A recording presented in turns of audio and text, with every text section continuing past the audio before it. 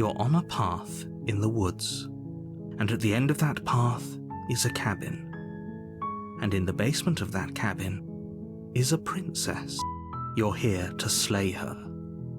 If you don't, it will be the end of the world.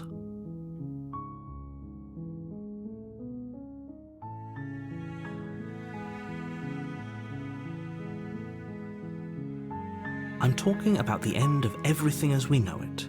No more birds, no more trees, and perhaps most problematically of all, no more people. You have to put an end to her.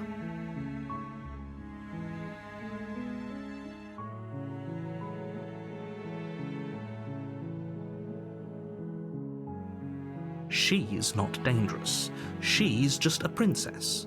The danger comes if she gets out, which she will unless you do something about it. Look, you're already on the path that leads to the cabin. Why would you be here if it weren't to complete a very important task? You've made it this far, you might as well reach the end of your journey.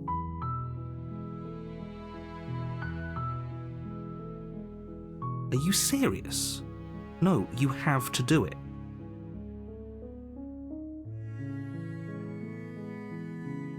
While I appreciate the mental exercise, we are running up against a bit of a ticking clock. Nevertheless, let me assure you, the princess is locked up because she's dangerous. She is not dangerous because she's locked up. And before you decide to waste even more of our time by asking how I know that, let me suggest a more pragmatic lens through which to view this situation. Causality doesn't matter here, because the end result is the same no matter what led us up to this point. If the princess leaves the cabin, the world will end, and there is no changing that. It's no use arguing semantics over a metaphorical chicken or egg, because the egg is hatched and it's about to ruin everything. Unless, of course, you do your job and slay her.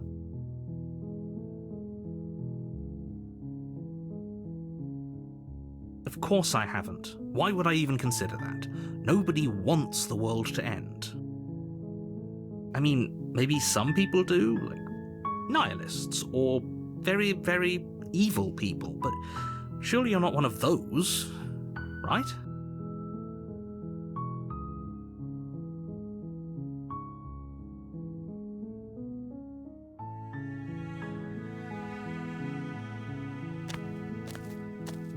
You make your way up the short path to the cabin. You'll find the princess within. A warning before you go any further. She will lie, she will cheat, and she will do everything in her power to stop you from slaying her. Don't believe a word she says. We're not going to go through with this, right? She's a princess. We're supposed to save princesses, not slay them. Ignore him. He doesn't know what he's talking about.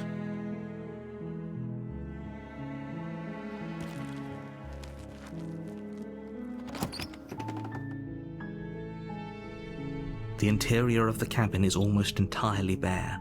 The air is stale and musty, and the floor and walls are painted in a fine layer of dust. The only furniture of note is a plain wooden table. Perched on that table is a pristine blade. The blade is your implement. You'll need it if you want to do this right.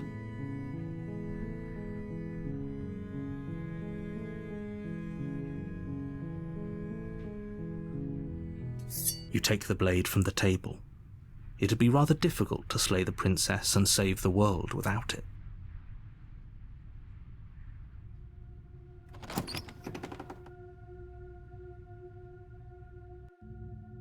The door to the basement creaks open, revealing a staircase faintly illuminated by an unseen light in the room below. This is an oppressive place. The air feels heavy and damp, a hint of rot filtering from the ancient wood.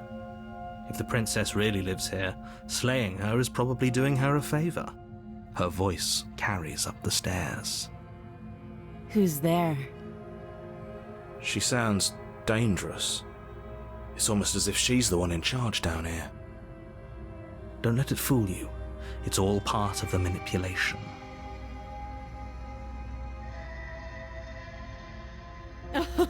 Oh, are you now? Why don't you come down and let me take a look at you? Great job. You gave away the element of surprise. Good luck, hero. You walk down the stairs and lock eyes with the princess. There's a heavy chain around her wrist, binding her to the far wall of the basement. She's so coldly beautiful. Is she really a threat to the world? Focus on the task at hand. You weren't kidding when you said you were here to kill me.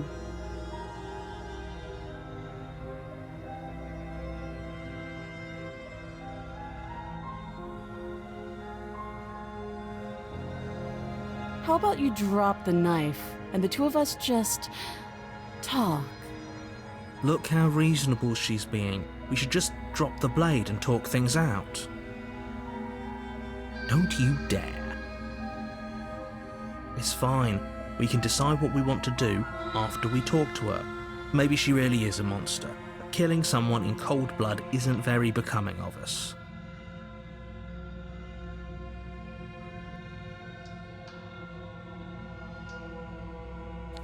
You ignore the trembling in your hands and tighten your grip on the blade. You poor thing. Your hands are shaking. Are you scared of me? Because you should be. You step forward, your grip on the blade tightening as you steel your resolve. I'm probably chained up in this basement for a reason, right? And if that knife is the only weapon you have, you'll have to get close enough to use it. So, you should just drop it. Best not to risk finding out what I can do. She's unarmed. If you hesitate now, it'll be too late. End this.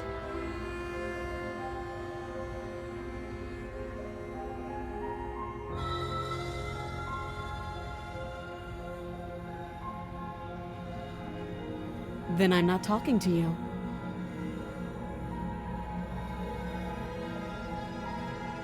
You stare at the princess, squinting. She squints back. The two of you are gonna do this forever, aren't you? You squint even harder. So does she. At least nobody's dying right now.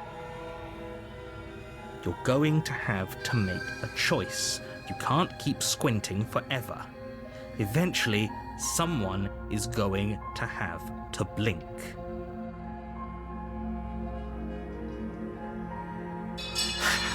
The blade tumbles out of your trembling hands and drops to the floor with an unceremonious clang. Thank you. Maybe now we can just talk. Against your better judgment, you step forward to speak with the princess face to face, unarmed. We'll be fine. I don't know what you're hoping to accomplish here, but I can assure you there's no reasoning with her. Just make sure you don't forget about the blade on the floor. You're going to need it. So here we are. What an awkward start to a relationship.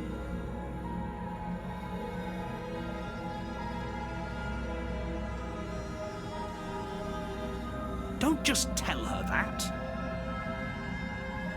That's cute. Do you believe that?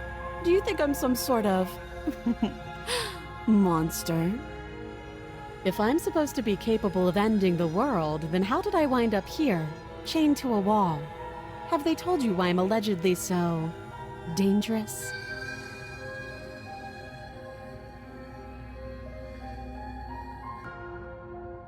Ending the world seems like an awful lot for just one person to do. I wouldn't even know where to start. I believe her. She doesn't have to know how to destroy the world to be capable of doing it. At the end of the day, whatever the two of us have going on down here is about trust. Whoever sent you to slay me claimed I was a threat to the world, but they didn't tell you why. That doesn't sound right to me. And I don't think it sounds right to you, either. Otherwise, we'd be killing each other instead of talking. She has a point. There's a reason I've been telling you to question the situation, and there's a reason you've listened. So, I could tell you that I'd lead a quiet life in the woods, or that I'd open an orphanage, or that I'd do any other number of good things that I'm sure you think you want to hear. But you don't really know me, do you? What can my word possibly be worth in a situation like this? She's right about one thing. Her word isn't worth anything. Like I said, it's all about trust. Blind trust. So do you trust me, the prisoner, the victim, the princess clearly incapable of ending the world? Or do you trust whoever put me here? She's wrong. This isn't about trust. This is about risk. We stand to lose everything, all for the sake of one person, and a subjugating monarch no less.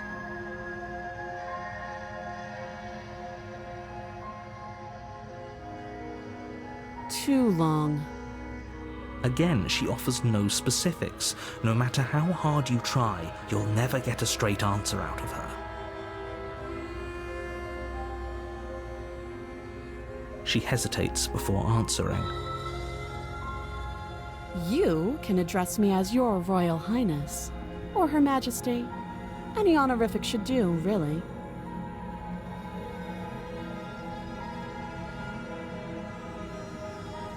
You can't. Don't bother. I'm guessing you don't have the key then. I'm sure there's a key somewhere around here, and if there isn't... well, we can always put that knife to good use. Her sharp eyes settle on the edge of the blade. She isn't suggesting what I think she's suggesting, right? She is. I'm sure of it. Oh, have you decided what to do with me?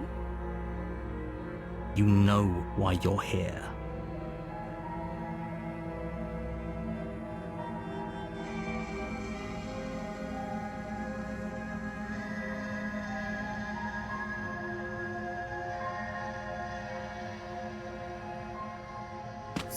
Doubt, unfortunately, clouds your thoughts as you attempt to run her through. A moment of distraction and hesitation is all she needed to sidestep your thrust and deliver a catastrophic blow to your jaw. It feels like you've been hit with a sledgehammer. You can feel bone grinding on bone where your jaw has been fractured. Holy shit, that hurts! Though she's unarmed, the shock of that first strike is enough to stagger you, putting you and the princess on somewhat equal footing. Your blade slashes through the air again and again, and her fists connect with your body as many times or more, each impact as heavy as that first bone-crushing hit. We can still turn this around.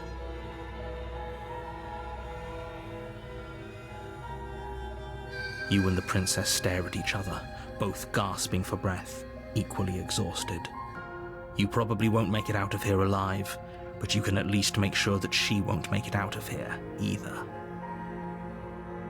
Excuse me?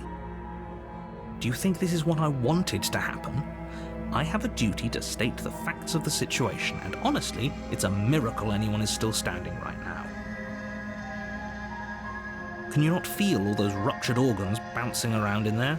If the princess doesn't do our friend in herself, internal bleeding is certain to finish the job. The two of you clash for the final time. You feel your ribs break as she delivers a heavy blow, but you push through the pain, falling forward and sinking your blade deep into the princess's heart. Oh. The two of you fall to the floor. This was fun. The princess gasps, her voice an unhealthy rasp as her lungs start to fill with blood. You put up more of a fight than I thought you would. But I have to wonder,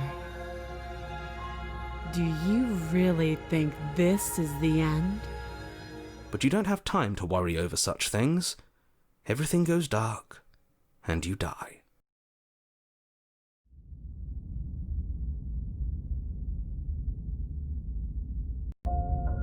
You're on a path in the woods, and at the end of that path is a cabin.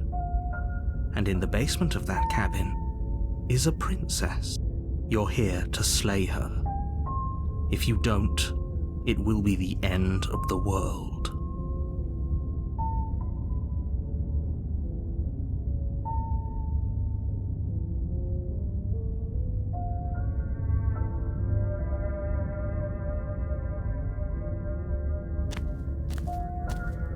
A warning before you go any further. She will lie, she will cheat, and she will do everything in her power to stop you from slaying her.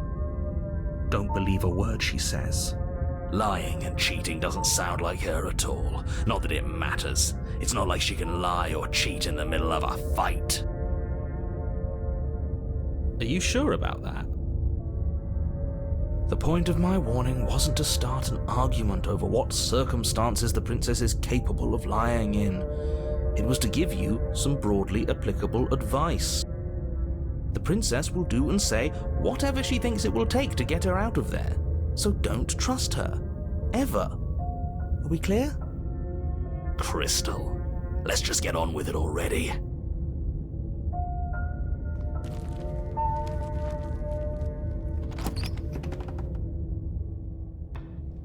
The cabin is tighter than its exterior would suggest.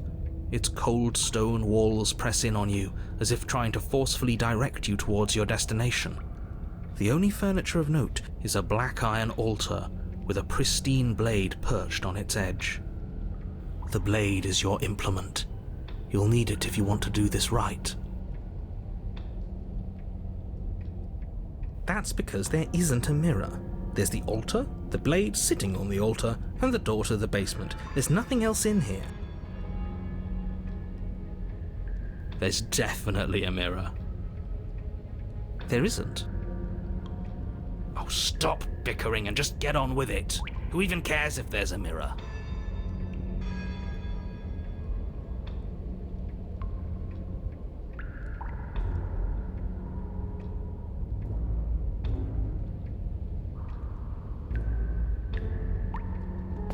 You walk up to the wall next to the basement door. It's a wall. There isn't much to see here. This really isn't funny. You reach forward and rub your hand against the cabin wall. I hope you know how ridiculous you look right now. But it was there a second ago. And now it's gone, so all of us can stop arguing about it and get to fighting.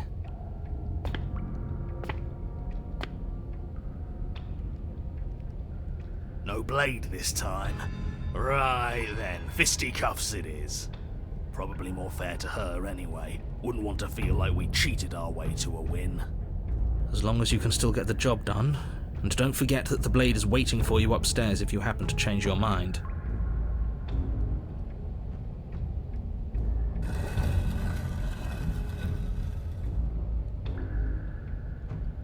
The door to the basement creaks open, revealing a rough stone staircase, its walls pressing at your sides and tightening as you descend. The air seeping from below is heavy and oppressive, with an almost sulphuric odor to it. If the princess lives here, slaying her would probably be doing her a favor. Her fierce voice carries up the stairs. Is that another challenger? Finally! It's been ages since I've had a good fight. This isn't what she sounded like last time. Her voice is a little deeper, almost threatening. Good. Sounds like my kind of princess. As much as I appreciate the enthusiasm, just make sure you don't let your bloodlust get to your head. You need to stay focused and keep your wits about you. Remember, you're here to slay the princess, not to have a good fight.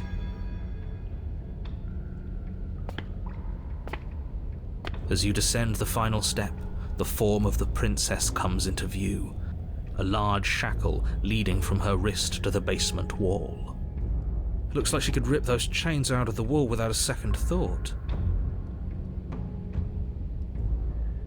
Oh, it's you again. I'd been hoping you'd find your way back here. Good to see that death doesn't stick for either of us. But no little knife this time, huh? No, I hope you're not just here to chat. I've been itching for a rematch. Aside from your empty hands, you look exactly the same. All right, fine. If you're not going to address it, I will. What? You've already met the princess has already met you. The two of you killed each other. Did you think you'd be able to just openly talk about all that without me noticing? Maybe. You did seem to just gloss over the whole thing for a while. Of course I glossed over it. When a colleague says something insane, glossing over it is one of the best ways to stay focused and keep moving forward. But enough is enough. I believe you.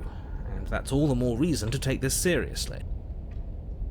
You don't know that whatever brought the two of you back to life isn't a fluke.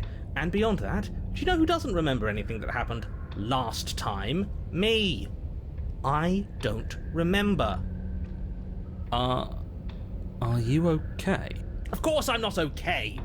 As far as we're all concerned, the fate of my world is still very much on the line. Not all of us have the luxury of jumping over to a parallel universe the second we die.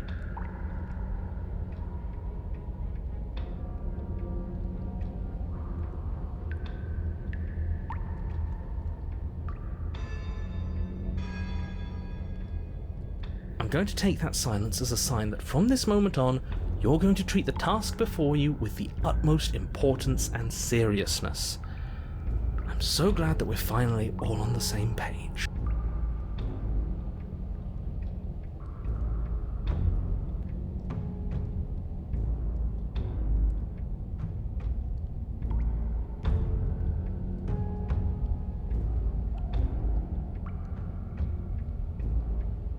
You haven't decided?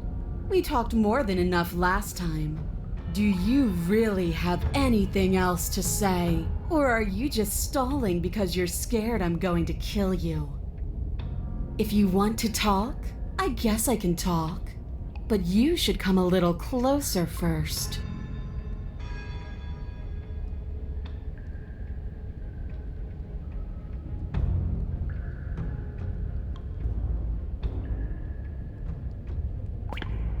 You take a cautious step towards the princess, unarmed. I wish I could believe you know what you're doing, but you clearly don't. You stop a few feet short of her reach, her chains taut as she stares down at you. She's a lot bigger than I thought she was. Why do you sound so scared? We can take her. Well, what do you want? Because every second we waste talking is a second we could spend killing each other instead.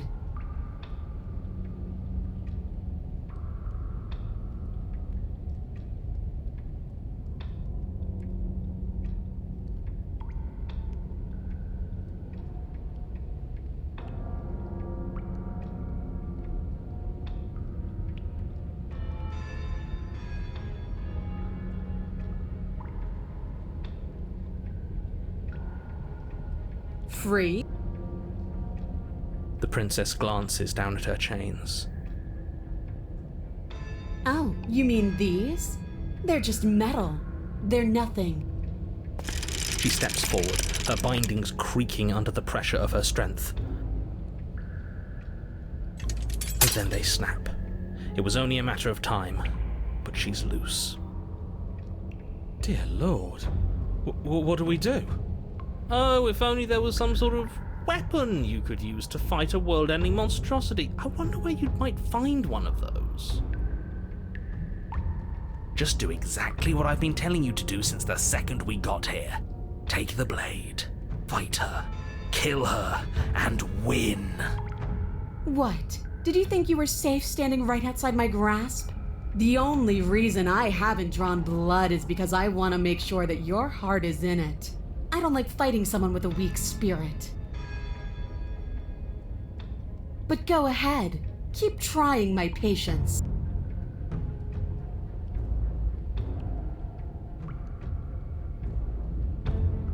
I don't need to care, because I already know what I am. I've already found my purpose. The princess flashes a sinister grin. You. Does she mean her purpose is killing us? No, she means fighting us. She means both of us getting stronger through sheer pain and will, the fear of death no longer able to hold us back. Just go and pick up the blade already. I'm sick of all this anticipation. We're ready.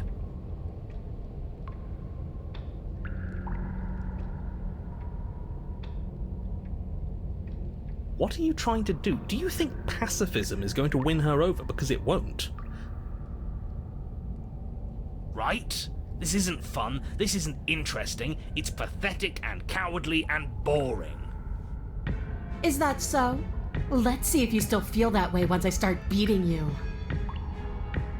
You don't see the impact, and you can't say for sure if you even feel it, but you hear your bones splinter. You can feel your feet leave the floor as you're hurled bodily into the unflinching stone wall. We're fine. Are we fine? Are we really? No, you're obviously not fine. Your body is broken. Enough games. Go upstairs, pick up that knife, and fight me. Why aren't you saying anything? Is this some sort of trick? Are you tricking me? Or are you really that fragile?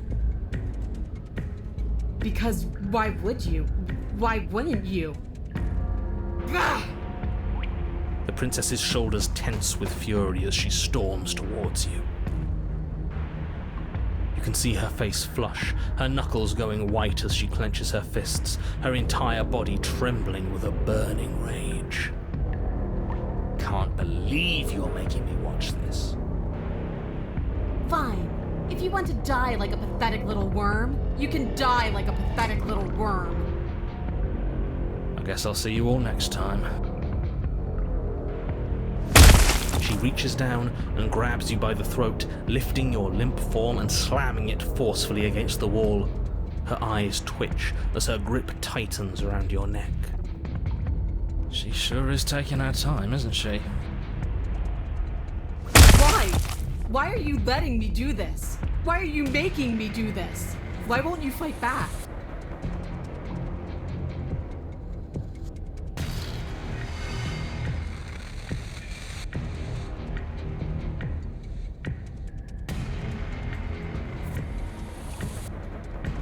You won't even answer me, huh? I hate you. Her grip hardens. Do you feel a horrific pop in your neck? She releases you, your numb body crumpling to the stone floor as your vision starts to fade. What am I supposed to do without you? I guess I'll see you all next time. I can say that now, right? We're dead? Great. I can't wait to be stuck in this useless body all over again. I won't be seeing you, but I suppose something like me will. Everything goes dark, and you die.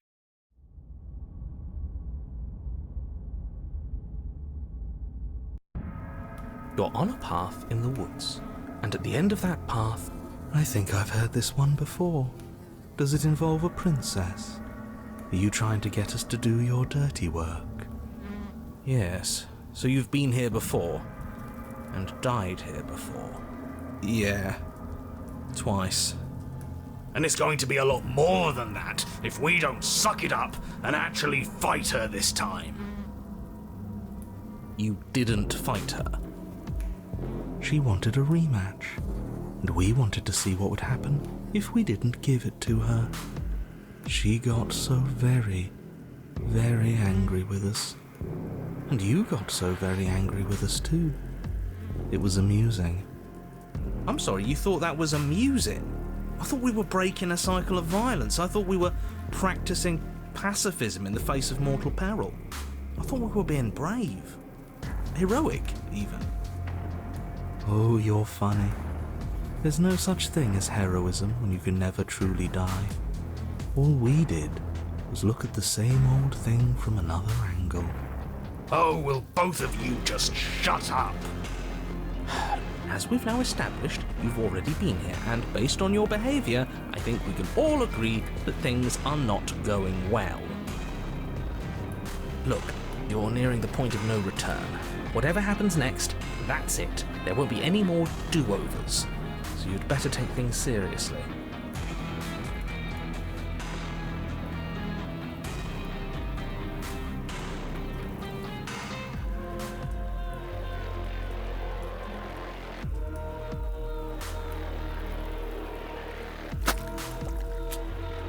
Good, we're all on the same page. It isn't long before you find yourself at the end of the path, staring up at the cabin on the hill. You'll find the princess within, as I'm sure you already know. End her. That's it? No final words of advice? I'd rather not waste any more time. I'm sure that any advice I'd give at this point is something you've already heard. That's fine by me. Let's get moving. I'm itching for a rematch.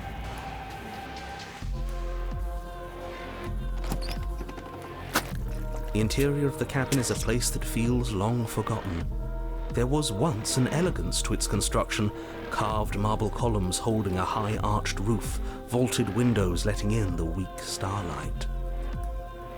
But that is how it was. Now there is a growth that has overtaken it. A viscous fluid seeps from cracks in the stone walls, and it congeals into chaotic streaks of writhing nerves and wet clumps of living meat. That's horrible. It's just meat. If you cut us open, I'm sure we'd look the same inside. That's why it's horrible. And that attitude is why you're miserable. The only furniture of note is a pulsating pedestal, a pristine blade perched on its edge. The blade is your implement. You'll need it if you want to do this right.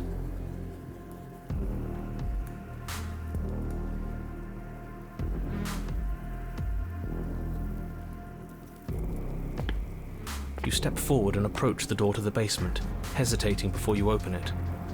Almost as if you don't see it. But you must, because it's right there in front of you.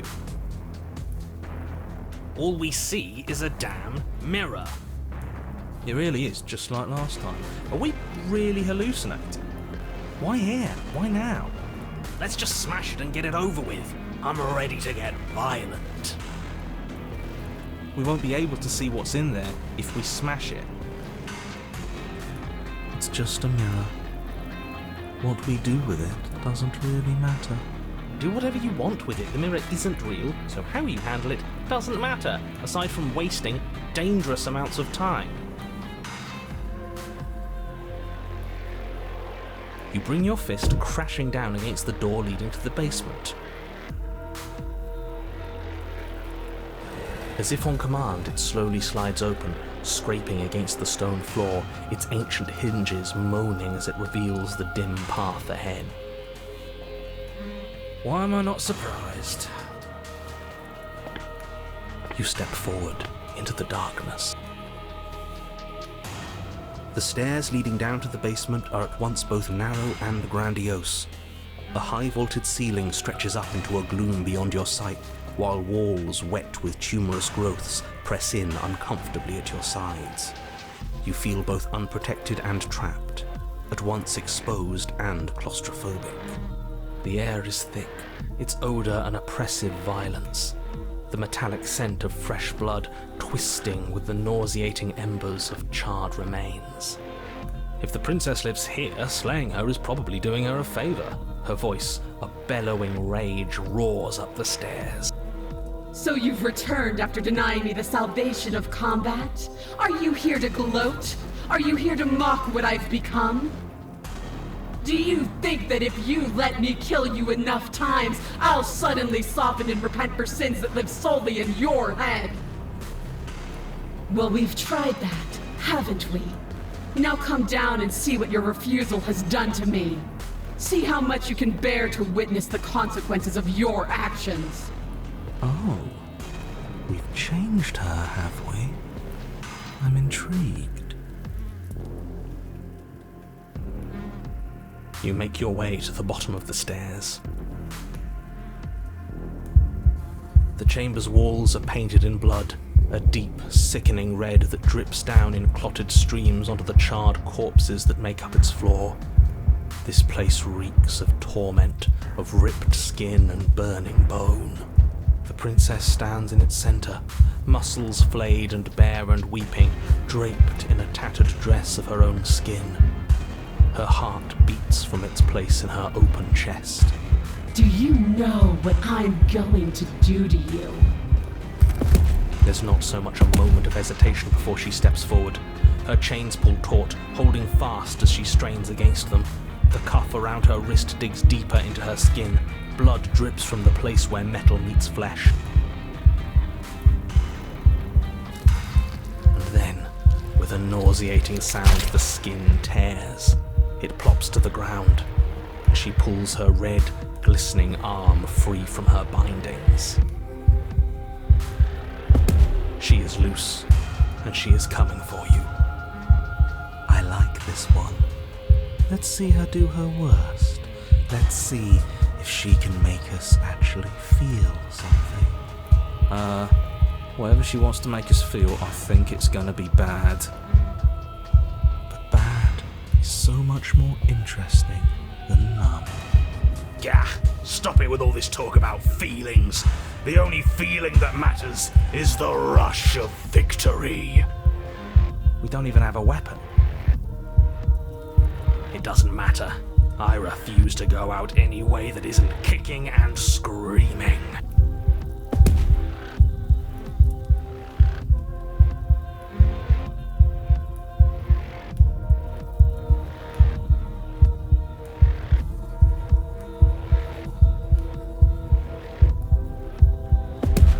You stand, arms outstretched, facing the bleeding princess as she barrels towards you. With a horrifying squelch, you are unwound. No, that's our stuff. She can't just do that. She just did. Unfortunate, I know, but reality is reality. Oh, it's like I said. Our insides do look like the cabin. In the end, we're all just meat. In the end? Just because she's ripped us open doesn't mean this is over. How is it not over? Don't think that I'll allow you death here. I've made that mistake before. No, you will suffer until you see in me what I have seen in you. That's how. It would seem, somehow, that she is keeping you alive. A challenge, then. Sure. Let's see how far we can take this.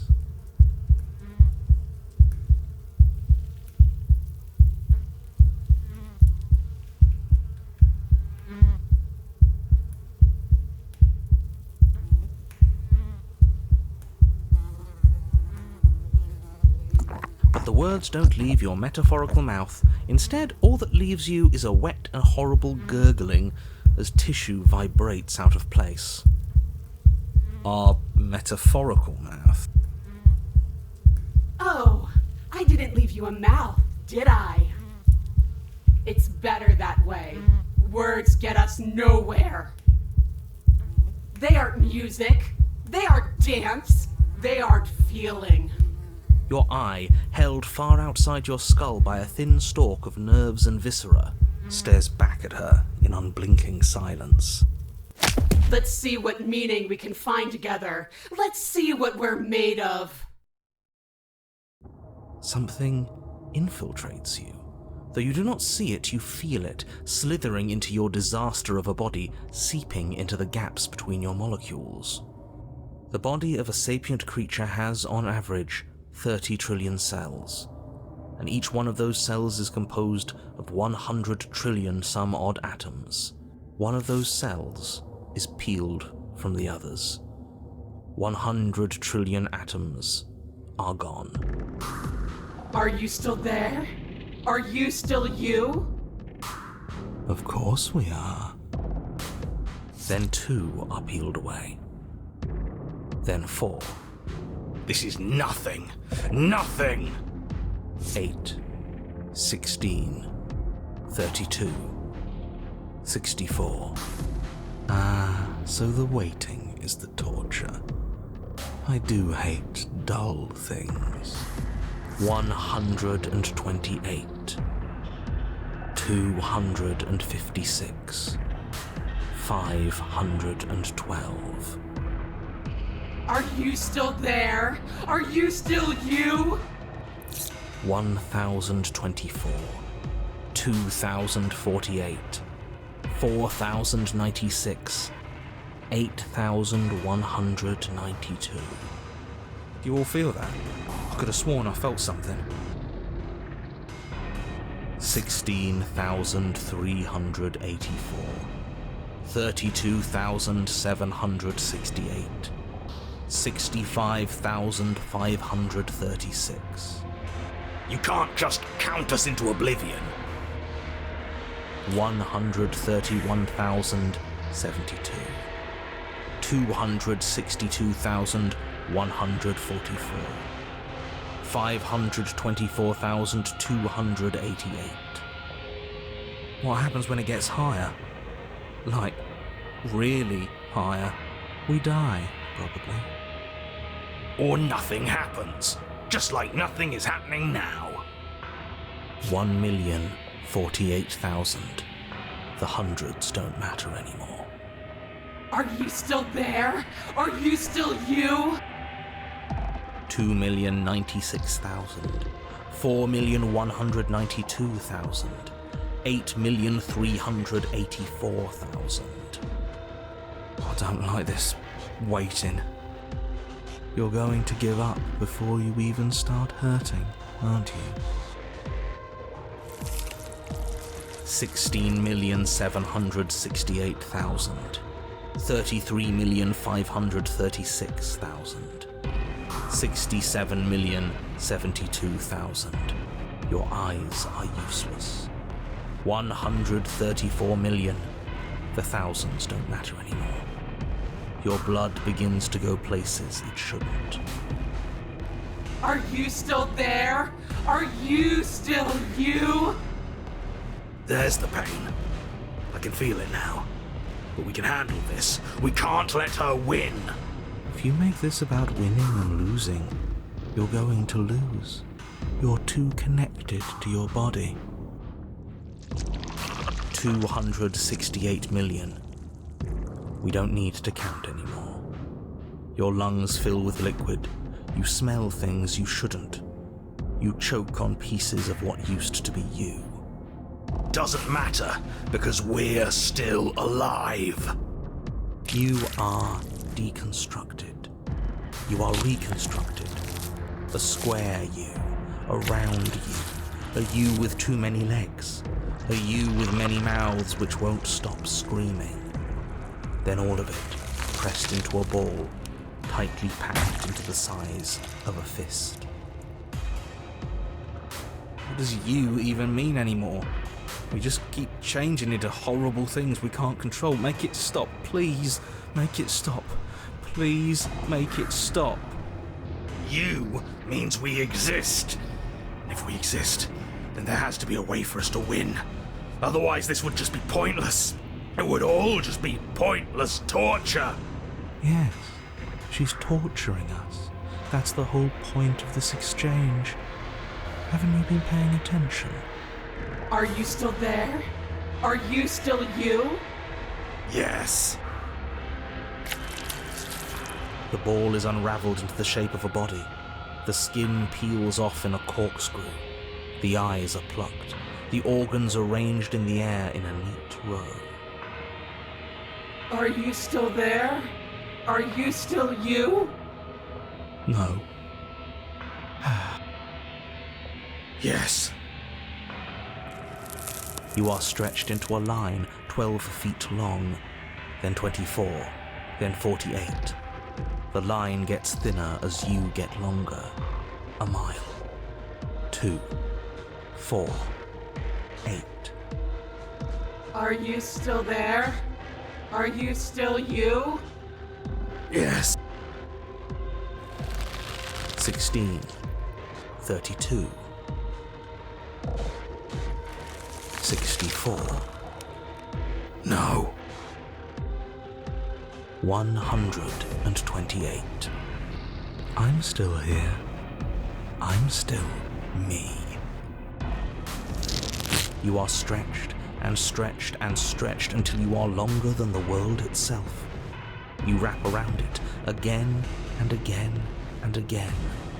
A tense line of microcosmic tissue held together by forces that are far too weak for the task they've been given.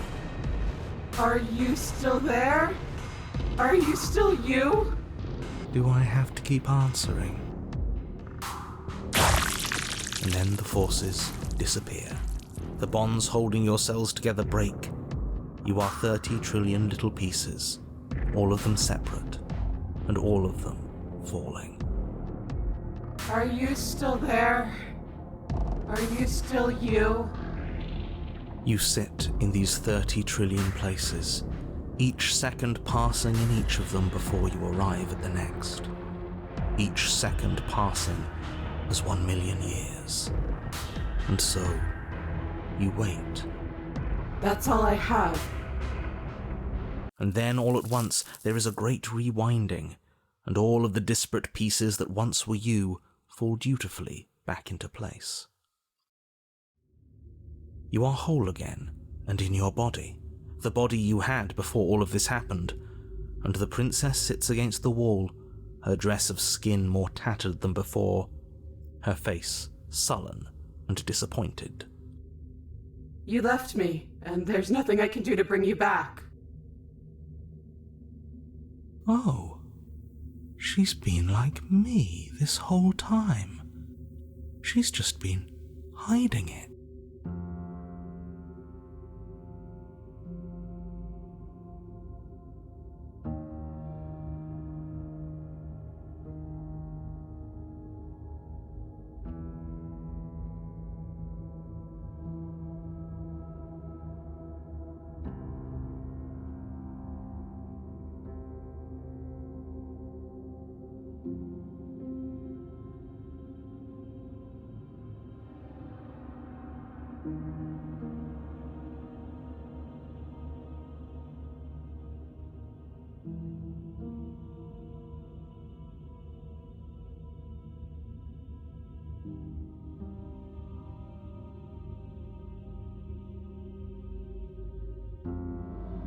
So you are, and yet I still feel so alone.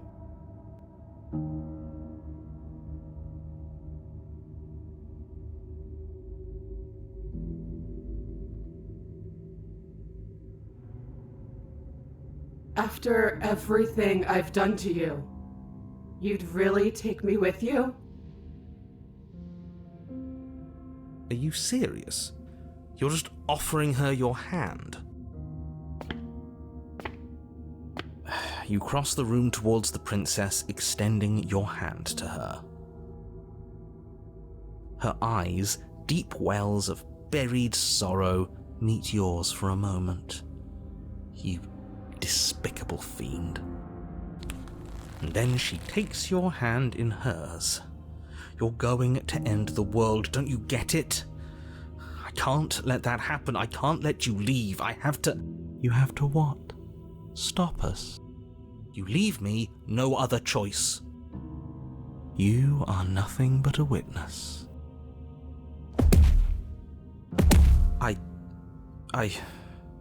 Fine.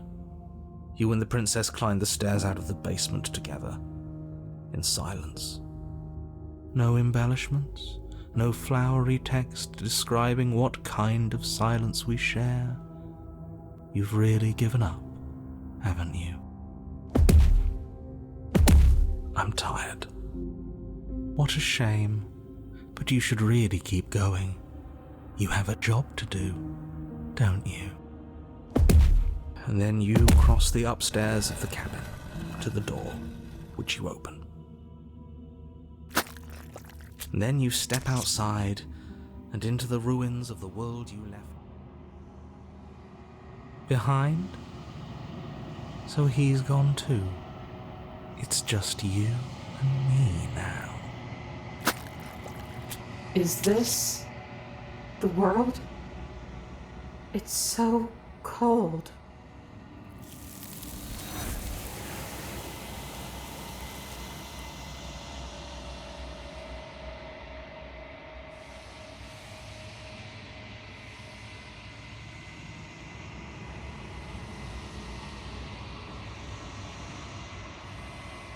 So that's a wrap. I didn't think we'd ever get here. There's only one thing left to do.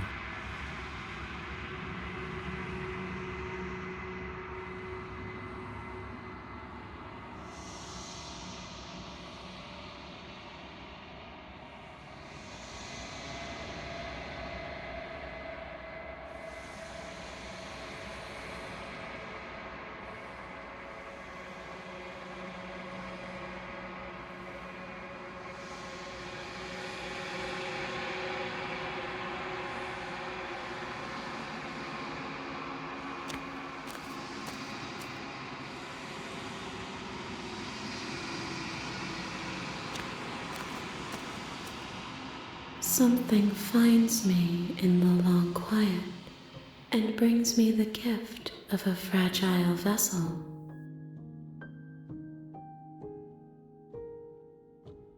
Yes, nerves and fibers to feel the worlds beyond, perspectives to make my own. This one is desecration. She placed the weight of her agony on you, yet it is she who unwound herself. There is passion and empathy buried under her unfeeling skin. She will make for a weathered heart. Do not mourn her. She has finally found peace.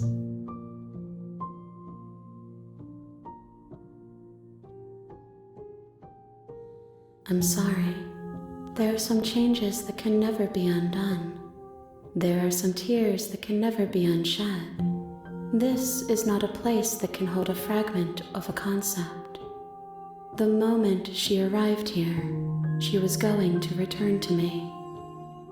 I promise that it doesn't hurt.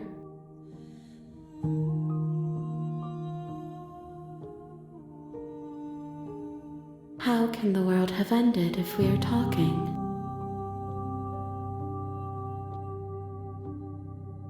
I am solitary lights in an empty city. What are you?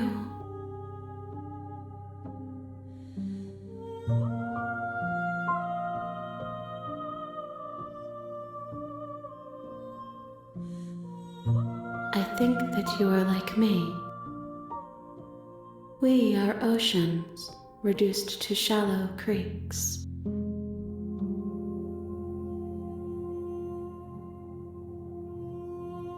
I know only that they are.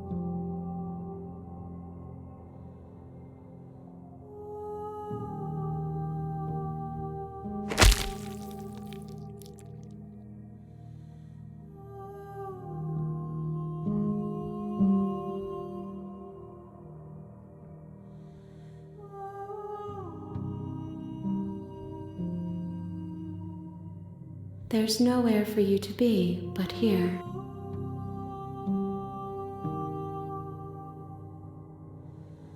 Nothing, as we are, but I know that there are worlds beyond us, and that we are meant to reach them. There is no exit, but this vessel is a creature of perception. She can make you forget, if only you believe her to be able to. Bring me more perspectives, so that I may be whole, and perhaps then we will know our freedom.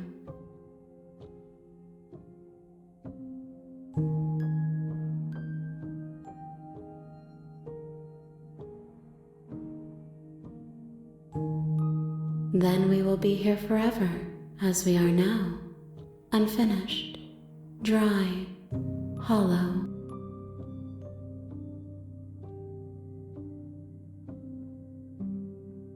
Everything, until we meet again.